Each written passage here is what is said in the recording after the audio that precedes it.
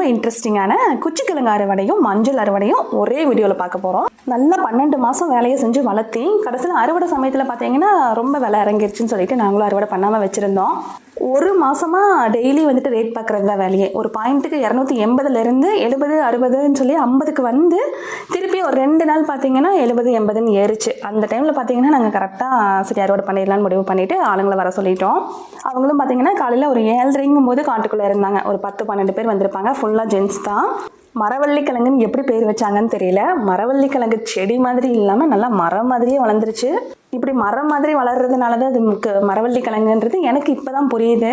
செடி எல்லாம் பார்த்தீங்கன்னா அப்படியே நல்லா ஹைட்டு வளர்ந்து கிளைகளையாக வேறு பிரிஞ்சிருச்சு. எங்களுக்கு வேறு கிளைமான் ரகம். கிளைகளையாக பிரிஞ்சு ஒரு கீழே வந்துட்டு அப்படியே 10 செடியோட மோதி பின்னி பிணைஞ்சு இருந்துச்சு. பாதி குச்சியை ஒரு பக்கம் வெட்டி இழுத்து போட்டுட்டு தான் அப்புறமா தான் பார்த்தீங்கன்னா குச்சி கிழங்கு பிடுங்கவே முடிஞ்சுது. ரொம்ப கஷ்டப்பட்டு தான் பிடுங்கினாங்க. இந்த ரகத்தில் எங்கள் நிலத்தில் கிழங்கு பார்த்தீங்கன்னா ரொம்ப நீளமாக வரல, நல்லா முட்டியான்னு சொல்லுவாங்க, குட்டையாக இருந்தது. ஒரு 1/2 அடி ஹைட்டில். முன்னாடி நாள் தான் வந்துட்டு பாயிண்ட்லாம் போட்டு பார்த்துட்டு அன்னைக்கு ஈவினிங்கே முடிவு பண்ணியாச்சு அறுவடை பண்ணிடலாம் நாளைக்கு காலையிலன்ட்டு. அதனால நைட்டே தண்ணி விட்டுட்டு காலையில் ஒரு 6:30க்கே வந்துட்டு ஆளுங்க எல்லாம் வர சொல்லி அந்த சொட்டு நீர் ஹோஸ்லாம் போட்டிருந்தோம். அதை எல்லாத்தையும் இழுத்து போட்டாச்சு வெளியில். குச்சி கிழங்கு அறுவடை பண்ணும்போது பார்த்தீங்கன்னா நிறைய செடி வந்துட்டு அப்படியே பிடுங்க முடியாமல் விட்டுட்டு வருவாங்க. அதனால இன்றைக்கி மாமா ஹஸ்பண்ட் 2 பேருமே பார்த்தீங்கன்னா ஆளுக்கு ஒரு கோடாரி எடுத்துகிட்டு ஆளுங்க பின்னாடியே போனால் தான் அந்த குச்சியெல்லாம் மிஸ் ஆகாமல் அப்படியே பறிச்சு எடுத்து போட்டுடலான்ட்டு போயிட்டாங்க. ஸோ இன்றைக்கி பார்த்தீங்கன்னா அவங்க மட்டும் பிஸி இல்லை, நானும் ரொம்ப பிஸி தான். இன்றைக்கி வீட்டு வேலையோடு சேர்த்து டீ வைக்கிற வேலை, அதுவும் ஜென்ஸுக்கு தனியாக லேடிஸ்க்கு தனியாக, அப்புறம் சர்க்கரை இல்லாமல் வரட்டி அப்படின்னு சொல்லிட்டு பிட்டாக கேட்பாங்க. அந்த மாதிரிலாம் வச்சுட்டு எடுத்துகிட்டு போய் காட்டிலையும் கொடுத்துட்டு வரணும். அது போக மாட்டுக்கு தவிடு காட்டுறது, சாணி அள்ளுறது, தீனி போடுறது, மாட்டை வந்துட்டு அங்கேயும் இங்கேயும் பிடிச்சி கட்டுறது, மடம் மாறுறதுன்னு சொல்லிட்டு பல வேலைகள் அவங்க விட்டுட்டு போகிற பாதி வேலைகள் வந்துட்டு எனக்கு தான் செய்கிறோம். ஜென்ஸுக்கு பார்த்தீங்கன்னா கொஞ்சம் கஷ்டமான வேலையாக தான் இருக்கும். ஆனால் ஒரே இடத்துல ஒரே வேலையை நின்றுட்டு செஞ்சுக்கலாம். ஆனால் லேடிஸ்க்கு பார்த்தீங்கன்னா அப்படி இல்லை. சின்ன வேலை கொஞ்சம் ஈஸியான வேலையாக இருந்தாலுமே நமக்கு பார்த்தீங்கன்னா ஒரு நாளைக்கு கணக்கு போடும்போது ஒரு 25 வேலை 30 வேலை அந்த மாதிரி சின்ன வேலையாக சேர்ந்துக்கிட்டே தான் இருக்கும்.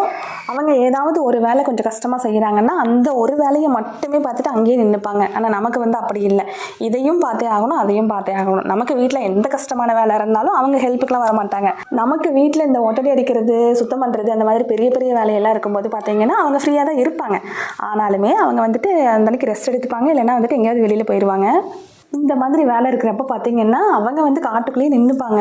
ஆனால் எண்ணெயை போட்டு ஒரு 15-20 தடவை காட்டுக்கும் வீட்டுக்கும் வந்துட்டு வண்டியில் போய்கிட்டே இருக்கணும். அந்த அன்றைக்கி மட்டும் பார்த்தீங்கன்னா ஒரு 50 to 100 கிலோமீட்டருக்குள்ளே ஓட்டிடுவேன்னு நினைக்கிறேன். பெட்ரோல் வண்டியாக இருந்தால் கூட பெட்ரோல் தீருதுன்னு சொல்லிட்டு ஒரு 2-3 வேலையை பிளான் பண்ணி ஒரே முட்டா வர சொல்லுவாங்க. ஆனால் அந்த எலக்ட்ரிக் வண்டிங்காட்டி ஒரு பொருளுக்கும் ஒரு வேலைக்கும் வந்துட்டு ஒரு நட போய்கிட்டே வந்துட்டு இருக்கணும். அந்த மாதிரி தான் சொல்லுவாங்க. போயிட்டு வர்ற சலுப்புலேயே பார்த்தீங்கன்னா தலைவலியும் வந்துடும். வீட்டில் பார்த்தீங்கன்னா ஒரு வேலை கூட வந்து முழுசாக முடிஞ்சிருக்கும். அது எல்லாமே அரைவரையாக தான் இருக்கும். அந்த டைம்ல எல்லாம் பார்த்தீங்கன்னா பேசாமல் காட்டு வேலைக்கே போயிடலாம் போல் இருக்கும். ஒரு 8 மணிக்கு போனால் சாயந்தரம் 4-5 மணி வரைக்கும் பிரச்சனையே இல்லை. ஒரே இடத்துல வந்துட்டு வேலையை பார்த்துட்டு இருந்துக்கலாம், வெயிலோ மழையோ. இப்போ பார்த்தீங்கன்னா சஷ்வினுக்கும் ஆனுவல் எக்ஸாம் டைமு. ஸோ அவனை வந்துட்டு தாட்டி விட்டுட்டு அப்புறமா காட்டுக்கு டீ எல்லாம் எடுத்துகிட்டு போய் கொடுத்துட்டு வந்துட்டு சரி தவிடு காட்டலான்னு பார்த்தா இந்த கண்ணுக்குட்டி பார்த்தீங்கன்னா தவிடு போட்டு விட்டுட்டு காட்டை குடிக்கவே மாட்டேங்குது.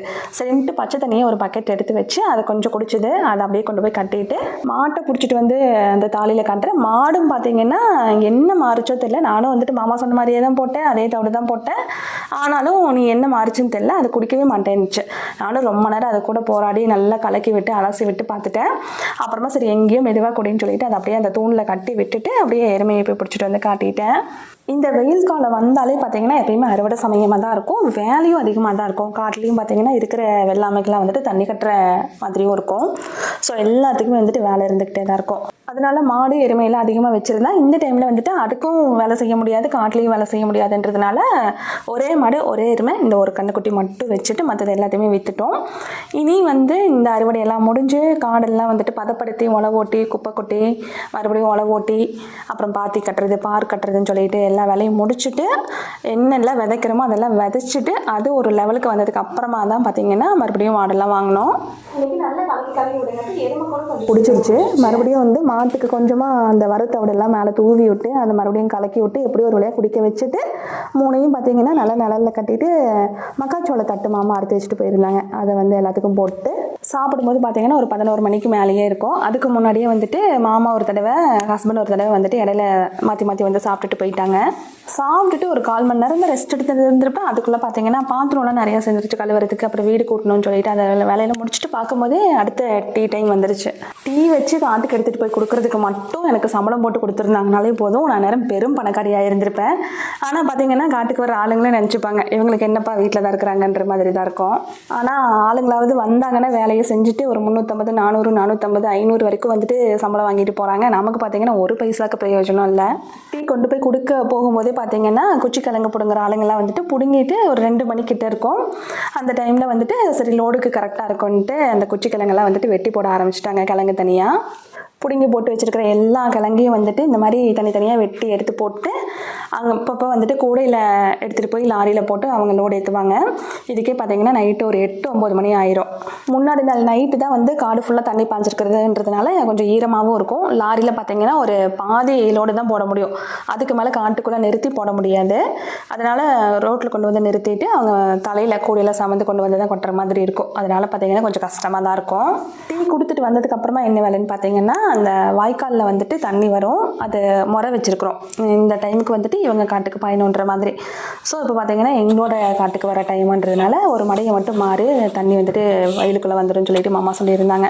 சரின்ட்டு அந்த ஒரு மடையை மட்டும் பார்த்தீங்கன்னா ரொம்ப உயரமாகப்பட்டுச்சிருந்தாங்க. அவ்வளோ மண். அதை மாறுறதுக்கு மட்டுமே பார்த்தீங்கன்னா எனக்கு ஒரு 4 நிமிஷம் ஆயிடுச்சு. அதை முடிச்சுட்டு அடுத்தது பார்த்தீங்கன்னா ஒரு 3 மணி காட்டவே வந்துட்டு மாட்டுக்கெல்லாம் தவிடு காட்டணும்.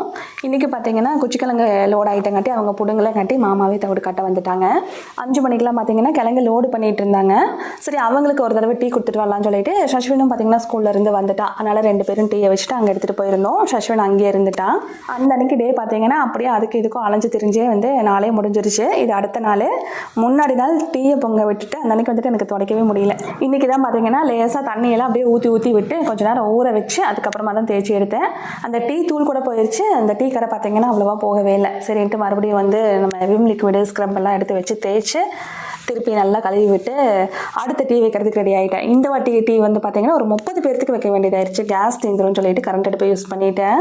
குச்சிக்கிழங்கு அறுவடையெல்லாம் முடிச்சதுக்கு அப்புறமா அடுத்தது வந்துட்டு மஞ்சள் அறுவடைக்கு ஆளுங்க வந்துட்டாங்க. மஞ்சள் பார்த்தீங்கன்னா வீட்டுக்கிட்ட இருக்கிற காட்டிலேயே தான் போட்டிருக்கிறோம். மஞ்சள் அறுவடைக்கு பார்த்தீங்கன்னா ஆம்பளையால் பொம்பளையால் எல்லாரும் சேர்த்து ஒரு 30 பேர்த்துக்கு வந்துட்டாங்க.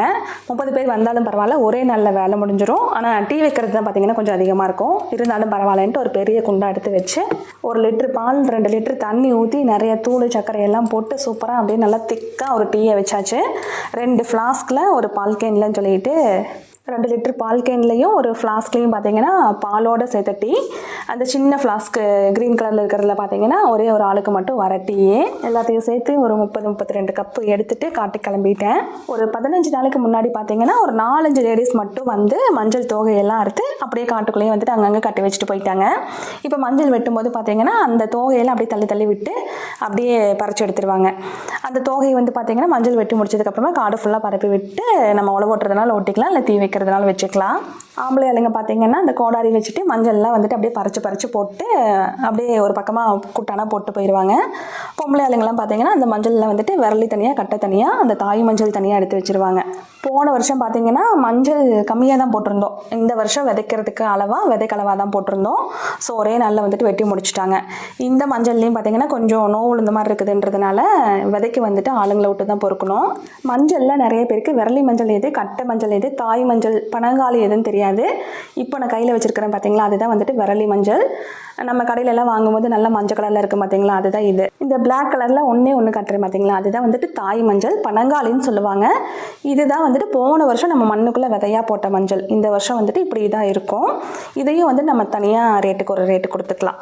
கட்டை மஞ்சள்ன்றது இந்த மாதிரி வேரோடு இருக்கிறது. இதில் இருந்து தான் பார்த்தீங்கன்னா விரலி மஞ்சள் எல்லாமே கிளைகளையாக பிரிஞ்சு வளரும். இந்த கட்டை மஞ்சள் இருக்கிற வேர் எல்லாத்தையும் பார்த்தீங்கன்னா வேக வச்சுட்டு சுத்தம் பண்ணும்போது பார்த்தீங்கன்னா நல்லா உருண்டையாக வந்துடும். ஆளுங்க எல்லாரும் தென்னை மரத்து நிழலில் உட்காந்து டீ குடிக்க போயிட்டாங்க. நான் வந்து டீயை கொடுத்துட்டு வீட்டுக்கு வந்துட்டேன். இது பார்த்தீங்கன்னா அடுத்த நாள் மறுபடியும் வந்துட்டு ஒரு குண்டா டீ வைக்கிற வேலை. இது எதுக்குன்னு பார்த்தீங்கன்னா அறுவடை பண்ணி வச்சிருக்கிற மஞ்சளில் இருந்து நோவு இல்லாத, கட்டை மஞ்சள்லாம் இல்லாத நல்ல ஹெல்த்தியான விரலி மஞ்சள் மட்டும் விதைக்க யூஸ் பண்ணிப்போம். விதை மஞ்சள் பார்த்தீங்கன்னா நல்லா இருக்கிற மஞ்சளை மட்டும் பொறுக்கி எடுத்து போடணும். ஸோ அது வந்துட்டு நிறைய எடுக்கணுன்றதுனால ஒரு 30-35 சாக்கு கட்டை எடுக்கணுன்றதுனால லேடிஸ்லாம் வந்து ஒரு 7-8 பேர் வந்து இங்கே விதை மஞ்சள் பொறுக்கி எடுத்துகிட்டு இருக்கிறாங்க. இது போக கரும்பு காட்டில் பார்த்தீங்கன்னா கரும்பு அறுவடை பண்ணதுக்கப்புறமா மாட்டு ரொட்டு உழவு ஓட்டிட்டு ஒரு தடவை 2 தடவை தண்ணி மட்டும்தான் கட்டியிருக்கிறோம். இதுக்கப்புறமா பார்த்தீங்கன்னா அந்த கரும்பு சொட்டையாக இருக்கிற இடத்துல எல்லாம், கரும்பு இல்லாத இடத்துல எல்லாம் கரும்பு கட்டையை எடுத்து வைக்கணும். அதுக்காக பார்த்தீங்கன்னா ஜென்ஸ் ஒரு 7-8 பேர் வந்திருக்கிறாங்க. அவங்களுக்கு சேர்த்து டீ வச்சுட்டு இப்போ எடுத்துகிட்டு போயிட்டுருக்கிறேன். அடுத்தடுத்து வர வீடியோஸ்ல எல்லாம் பார்த்தீங்கன்னா இப்போ அறுவடை பண்ண காட்டில் அடுத்தது என்ன வந்து விதை போட போகிறோம், என்ன விளைய வைக்க போகிறோன்றதுல தான் போட போகிறேன். ஸோ அடுத்தடுத்த வீடியோஸில் பார்க்கலாம். அப்படியே ஒரு லைக் போட்டுட்டு சப்ஸ்கிரைப் பண்ணிக்கோங்க.